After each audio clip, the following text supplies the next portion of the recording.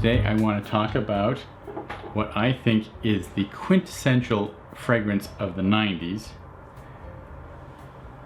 CK ONE. Now you can't see the labeling on this because this is, well, I guess they call it vintage. You can tell by the fact that the juice is discolored and that the label's worn off.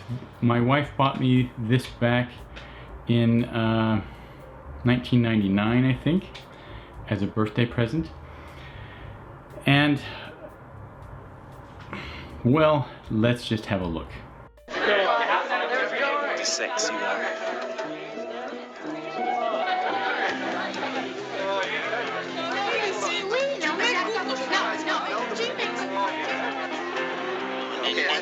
Okay.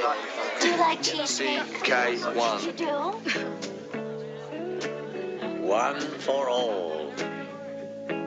CK ONE, a fragrance from Calvin Klein.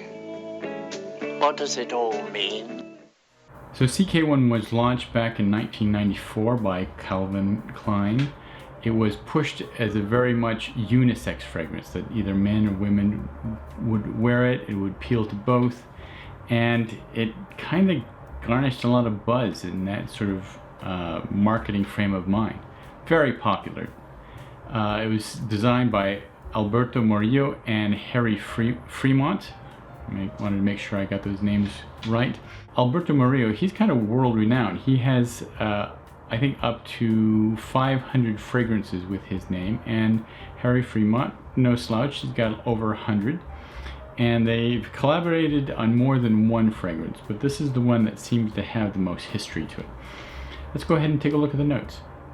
So on the top, we have lemon, green notes, bergamot, mandarin orange, pineapple, cardamom, papaya.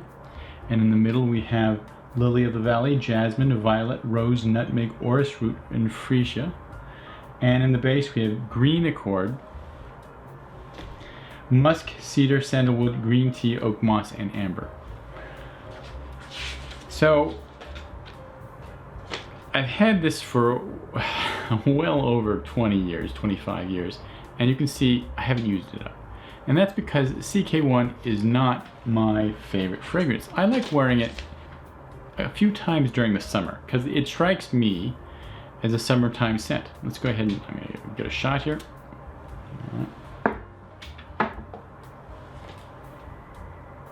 And it opens off the top kind of like a sweet hairspray. And then it starts mellowing out. And there's kind of a little bit of a muskiness to it.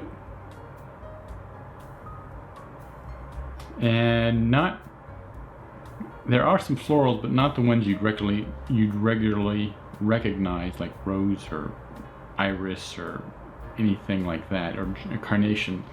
No, this kind of this fragrance rejected pretty much everything that had come before it, except for the note list. This is definitely a 1970s, 1980s long list of notes, but the fragrance itself smells nothing like anything before that I can put my finger on, and I think that's what kind of makes it special. How groundbreaking and revolutionary it was. A lot of fragrances from the 90s after this one came forward, I think I mentioned 1994,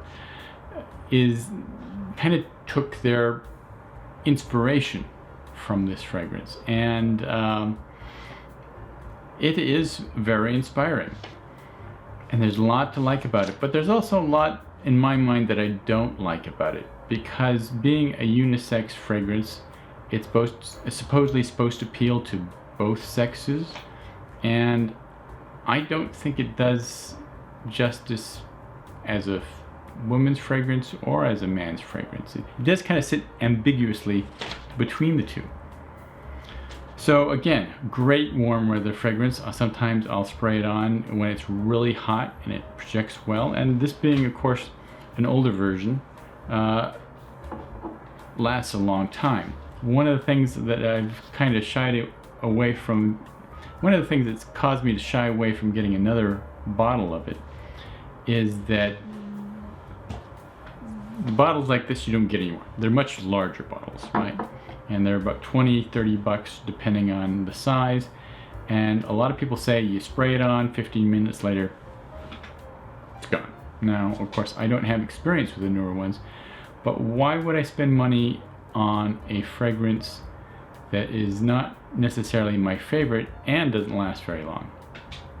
So CK ONE, once this bottle's gone, I might see if I can get another vintage one, but I don't know. Again, it's taken me over 20 years to get this far. This might last me another 5 or 10, who knows. What are your thoughts and memories about CK ONE? Tell me what made it special for you, or share with the group why you disliked it and what you preferred more during the 90s. What to you is the quintessential 90s fragrance? Thank you so much for stopping by. I hope you enjoyed this. If you enjoy reviews of classic fragrances or modern products through a classical lens, please subscribe.